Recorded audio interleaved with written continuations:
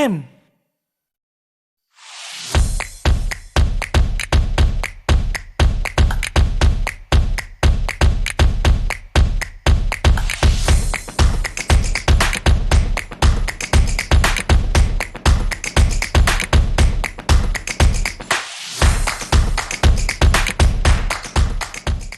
Assalamualaikum dan salam hormat kepada semua penonton Didik TV KPM. Anda sekarang sedang menyaksikan Bina Upaya Guru di Didik TV KPM bersama dengan saya Syamira Nazir.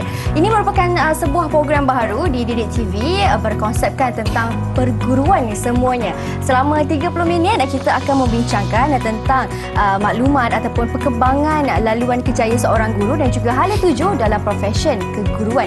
Dan istimewanya dalam episod kali ini kita akan membincangkan tajuknya tentang program matrikulasi. Macam mana pula tu? Tetapi sebelum itu, Mira nak perkenalkan dua orang tetamu kita di studio. Cukup hebat, cukup luar biasa. Pengalaman kejayanya, jawatannya pun yang disandang cukup hebat.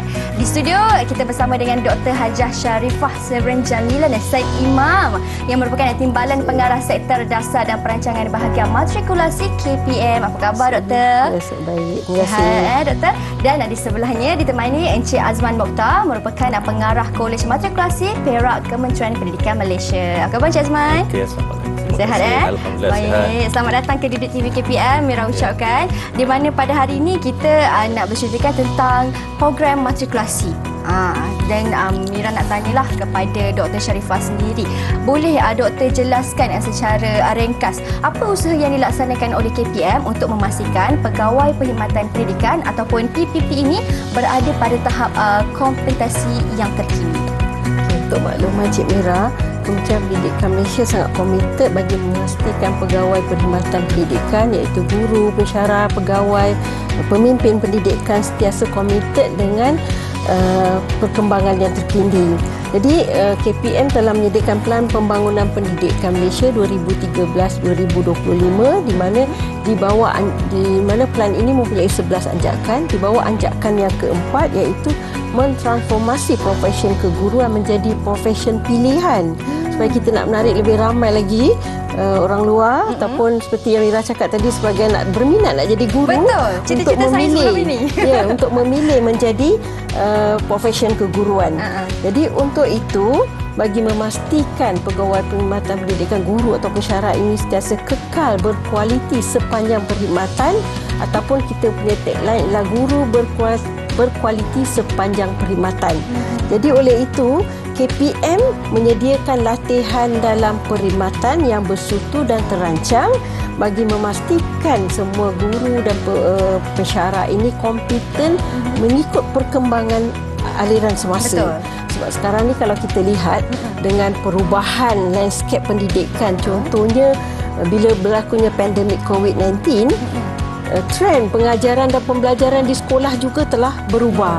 Kalau sebelum ni memang secara bersemuka dalam bilik darjah, tapi sekarang ini kita semasa pandemik tu guru mengajar secara maya. Betul. Jadi ini adalah perubahan trend semasa yang memerlukan guru, pensyarah supaya sentiasa mengikuti perkembangan dan mengubah kemahiran mereka mengikut trend-trend yang semasa.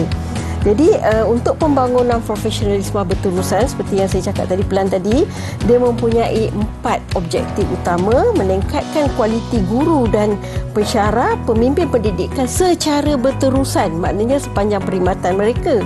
Memastikan guru pensyarah ini dapat meningkatkan kompetensi dan kemahiran mengikut kemahiran yang terkini dan mengikut aliran semasa. Walaupun dah menjadi seorang cikgu, baik pensyarah ke, tetap latihan berterusan dilaksanakan. Pembelajaran sepanjang hayat lah ni. Ya, betul. Demi memastikan kemenjadian murid itu berhasil. Baik, kalau itu tadi puan sentuhkan tentang bagaimana program yang dilaksanakan. Kalau di bahagian matrikulasi sendiri, macam mana perancangan ataupun usaha yang dilakukan oleh bahagian matrikulasi untuk memastikan profesionalisme warga program matrikulasi?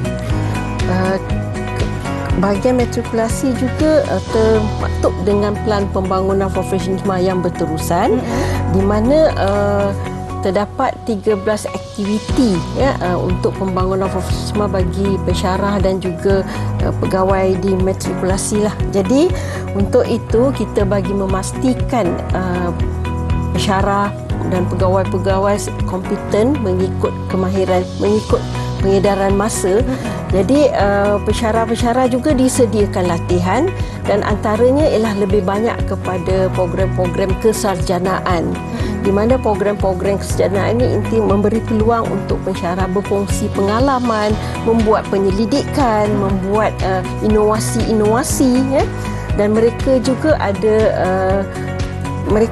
ada professional learning community di mana perkongsian di antara pensyarah bersama-sama untuk membangunkan kepakaran dan kemahiran.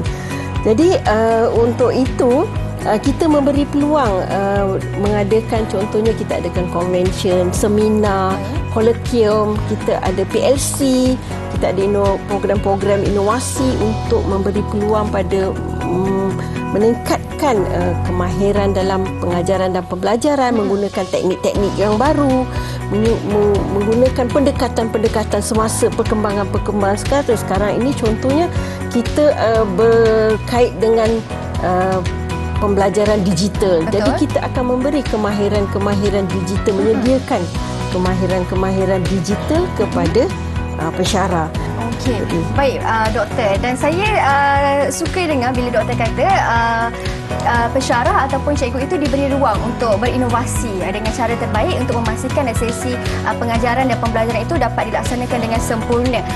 Sebab saya pun ada pernah jumpa seorang cikgu yang cukup berinovasi dalam dia punya pengajaran PDP dia dengan melaksanakan nyanyian, tetapi dalam mata pelajaran matematik untuk menarik minat murid. Lepas ini kita akan tanya pula Encik Azman tentang konvensyen penyelidikan dan juga PLC inovasi yang telah doktor sebutkan tadi. Kita akan berhenti berehat seketika. Kita akan kembali selepas ini. Jangan ke mana-mana, hanya di Bina Upaya Guru Didik TV KPM.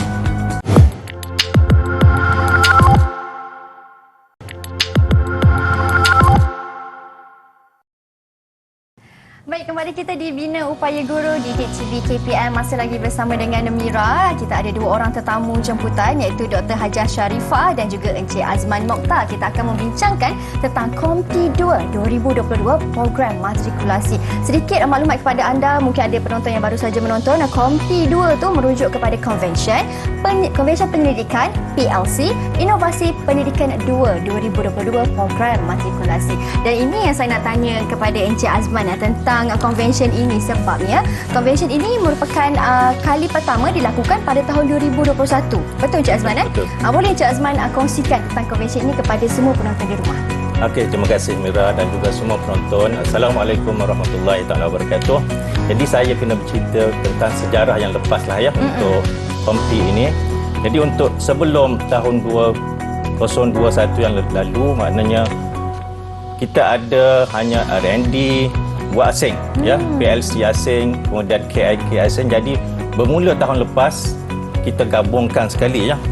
Mulai tahun lepas tahun 2021 buat julung kalinya bahagian matrikulasi dengan kerjasama Kolej Matrikulasi Selangor di Banting ya, dan juga Yayasan Guru Tun Hussein On ya, YGTHO sebagai penaja dalam menganjurkan program ini yang menggabungkan kategori iaitu penyelidikan, PLC, inovasi pendidikan dan kumpulan inovatif dan kreatif ataupun KIK di bawah satu platform ya, yang dinamakan Konvensyen Penyelidikan Komuniti Pembelajaran Profesional dan Inovasi Pendidikan Program Matrikulasi KPM atau ringkasnya KOMPI 1 tahun 2021. Itu untuk sejarah awal. Jadi ketika itu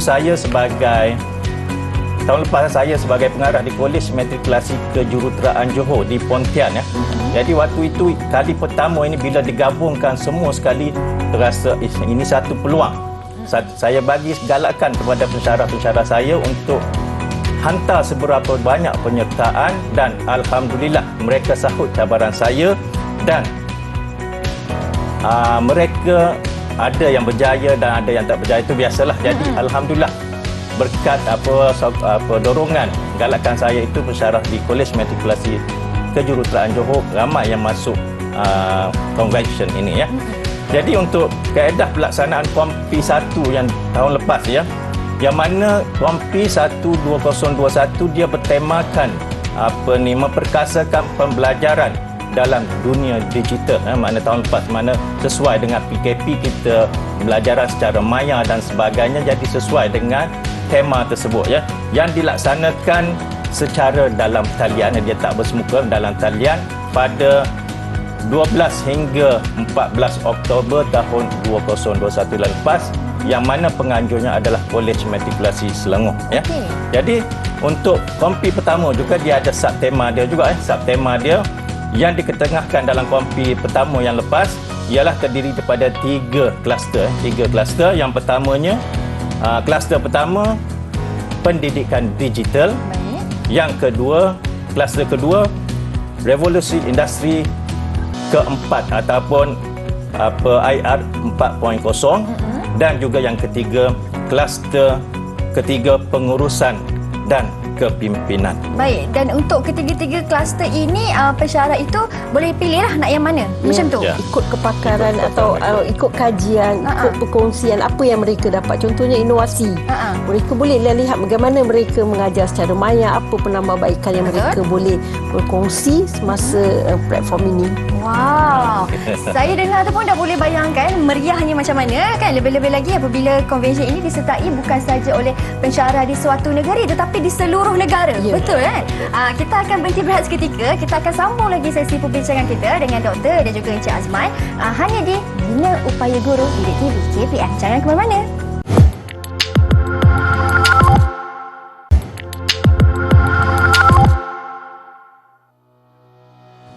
Baik, kembali kita di Bina Upaya Guru di Didik TV KPM. Kita membincangkan tentang Kompi 2 2022 program matrikulasi. Kita dah bincangkan banyak tentang konvensyen ini, bagaimana dilangsungkan, tentang PLC dan juga inovasi pendidikan program matrikulasi ini yang mula dilaksanakan pada tahun 2021 seperti mana yang diterangkan oleh Dr. Sharifah dan juga Encik Azman. Dan saya ingin tanya kepada Doktor lah kan, kalau di tahun yang lepas konvensyen ini boleh dikatakan berhasil dengan cukup baik, cukup meriah, mendapat sambutan yang luar biasa seperti mana yang Encik Azman sendiri tekankan tadi. Bagaimana Doktor rasa untuk tahun ini? Adakah konvensyen ini akan diteruskan ataupun bagaimana? Terima kasih Mira. Konvensyen ini akan diteruskan bagi tahun 2022 di mana Kompi, kita panggil Kompi 2 2022 akan bersiaran pada 27 hingga 29 September dan di tempatnya ialah di MH Hotel Ipoh. Jadi konvensyen ini akan dilaksanakan secara hybrid lah. Kalau tahun lepas kita buat secara dalam talian sepenuhnya, di mana dengan ini akan ada aktiviti bersemuka dan juga ada aktiviti pembentangan secara dalam talian untuk memberi peluang lebih ramai lagi guru yang berada di seluruh Malaysia untuk turut serta. Jadi konvensyen kita pada tahun ini bertajuk Pembelajaran Bermakna Menerajui Kejayaan Masa Depan. Jadi dia ada 3 subtema, iaitu subtema pengajaran dan pembelajaran, pembangunan insaniah dan juga kepimpinan pendidikan. Jadi dia ada beberapa aktiviti, antaranya kita ada ucap utama, kita ada forum, kita ada juga pembentangan selari daripada pelbagai peringkat lah, sama ada pensyarah ataupun daripada institusi awam, daripada KPM yang akan turut serta. Salah satu aktiviti utama dalam konvensyen ni ialah forum. Forum ini ialah tajuk forum ialah pembelajaran bermakna dalam era VUCA, iaitu volatility, uncertainty, complexity dan ambiguity. Adaptasi dunia pendidikan, di mana ahli forumnya terdiri pada KPM, KPT dan industri lah, iaitu terdiri pada Timbalan Ketua Pengarah Pendidikan Malaysia Sektor Pembangunan Profesionalisme iaitu Dr. Ahmad Rafi Cik Kasim. Seterusnya ahli forum ini ialah Profesor Dr. Ismi Arif, di mana Timbalan Naib Chancellor Akademi Antarabangsa daripada UPM, beliau merupakan wakil KPT, dan kita juga menjemput Presiden ASTI iaitu Dr. Muhammad Yunus bin Yassin, di mana ASTI adalah bermaksud sains, teknologi dan inovasi. Jadi kita harap dengan panel-panel ini dapat mengupas lebih banyak mendalam dalam keadaan semasa. ahli panelnya cukup Okey. luar biasa, orang-orang yang berpengetahuan tinggi kan untuk mengupas isu yang disebutkan tadi dan juga tema bagi slot forum tersebut. Dan Encik Azman, Ya. jadi doktor ada terangkan yang konvensi ini akan terus dijalankan pada tahun 2022. Jadi sebagai penganjur bersama, apa yang Encik Azman boleh jelaskan mengenai KONPI 2 2022 ini? Terima kasih Mira dan juga semua penonton. Alhamdulillah saya untuk tahun ini saya Kolej Matrikulasi Perak diberi tanggungjawab untuk mengendalikan KONPI 2 tahun 2022 ini ya. Jadi alhamdulillah sebanyak 611 penyertaan telah diterima. Itu satu yang bagi saya membanggakanlah. Betul, ramai tu. Dan ianya sebenarnya melebihi sasaran awal kita. Sebenarnya kita sasar 500 saja, tapi sehingga itu tarikh tutupnya 611. Alhamdulillah. Juga ini melebihi rekod penyertaan pada tahun lepas sebanyak 539 sahaja. Jadi daripada 611 penyertaan tersebut, sebanyak 258 penyertaan diterima untuk kategori penyelidikan asas ataupun KA dan juga kajian tindakan. Kemudian 221 kategori inovasi dan juga 104 penyertaan daripada kategori PLC dan juga 28 penyertaan untuk KIK. Itulah penyertaannya, alhamdulillah. Itu sambutannya amat menggalakkan. Jadi dari segi penganjuran untuk tahun ini ya, KONPI kedua tahun 2022 ini, alhamdulillah kami beri perhatian yang sewajarnya untuk pihak penganjur demi memastikan kertas kajian dan juga projek inovasi ini menepati kualiti yang ditetapkan. Oleh itu, 20 orang panel penilai daripada pelbagai institusi telah dilantik. Jadi penilai ini sebenarnya mereka ini mempunyai credibility ya dan pengalaman yang luas dalam bidang masing-masing. Jadi saya harap dengan penjurian daripada 20 orang ini diharap nilai ataupun kualiti KONPI tahun ini lebih kemas dan lebih memenuhi cita rasa semua pihak. Jadi KONPI ini juga sebenarnya mensasarkan penonton dalam talian lebih kurang kami sasarkan dululah anggaran saja lebih kurang 2,500 orang lah untuk KONPI tahun ini secara online. Kemudian itulah harapan kami untuk memastikan semua warga pendidik untuk sama-sama menonton ataupun memastikan menyaksikan KONPI ini secara atas talian. Okey, baik, bila sebut adanya penyertaan, pastinya yang menyertai ini rasa teruja nak tahu juga tentang habuan yang bakal dibawa pulang kan. Dan menurut pemahaman saya, KONPI 2 2022 ini ditaja oleh Yayasan Guru Tun Hussein On. Jadi kalau boleh Dr. Sharifah terangkan apa hadiah yang menanti pemenang ni. Macam mana tu? Ini yang teruja ni kan, bakal semangat katanya. Guru Tun Hussein adalah penaja utama bagi keseluruhan konvensyen ini. Jadi untuk makluman, terdapat 115 buah hadiah yang disediakan oleh Yayasan Guru Tun Hussein On. Di mana antara nilai hadiah yang paling menariklah, contohnya untuk KIK, hadiah platinum bernilai lebih kurang bernilai 2,500. Wow, jadi besar kalau tu. guru sertai dia dapat habuannya cukup baiklah. Betul. Jadi ini bertujuan, hadiah ini merupakan untuk menggalakkan lebih ramai guru, pensyarah untuk ia sebagai satu persaingan yang sihat. Betul. Di samping mereka dapat membuat penyelidikan, mereka mendapat habuan di atas hasil usaha penyelidikan yang mereka laksanakan nanti. Baik, dan juga kepada Tuan Azman lah sebagai akhir kata lah kan, apa pesanan yang Tuan Azman ataupun Cik Azman nak sampaikan kepada penonton yang berada di rumah? Okey, terima kasih Mira dan semua penonton. Harapan saya lah, pertama bukan harapan, saya nak ucapkan tahniah kepada semua penyertaan daripada semua pihak di mana semoga mereka ini mendapat kejayaan. Tak tahu lagi lah ya, keputusan belum lagi ya. Jadi kemudian saya juga mohon semua warga pendidik untuk bersedia dari sekarang untuk penyertaan KONPI ketiga tahun depan ya. Boleh bersedia daripada sekarang lah ya. Kemudian saya juga banyak harapan sebenarnya macam-macam lah untuk memastikan harapan kita. Pastikan agar KONPI 2 ini berjalan dengan lancar dan mendapat sambutan daripada semua pihak. Dan juga harapan saya lah untuk semua juga agar hasil penulisan ataupun penyelidikan KIK daripada semua pensyarah ataupun warga pendidik ini dapat di-applykan, dapat digunakan dalam PDP masing-masing. Jadi bagi saya mengharapkan, kami mengalu-alukan semua warga pendidik khususnya dan juga orang awam yang berminat untuk mengikuti pembentangan dan perkongsian serta peserta-peserta kompi yang lainlah untuk kompi kedua tahun 2022 ini secara dalam talian pada 27 hingga 29 September 2022 ini. Jadi penonton boleh mendapatkan tajuk-tajuk kertas yang akan dibentangkan di dalam e-buku program dan juga memperolehi pautan untuk setiap saluran yang akan disediakan. Jadi saya harap agar kompi ini berjalan dengan lancar dan jangan lepaskan peluang ini untuk mendapat mata kredit dalam SPL KPM untuk semua warga pendidik. Wah, Jom sertai kompi 2022 ini pada 27 hingga 29 September di MH Hotel Ipoh. Jangan lupa. Jangan lupa sertai kan. Andai kata saya menjadi seorang warga pendidik, saya pun sangat teruja ataupun teringin nak sertai juga kompi ni. Bila kita dengar kan taklimatnya, kan penyertaannya cukup meriah, cukup menarik, dan ini merupakan satu usaha yang sangat memberangsangkan yang dibangunkan sendiri oleh pihak Kementerian Pendidikan Malaysia untuk memastikan keupayaan dan juga kompetensi PPP ataupun pegawai perkhidmatan pendidikan ini dapat sentiasa cermelang untuk memastikan murid juga cermelang sama.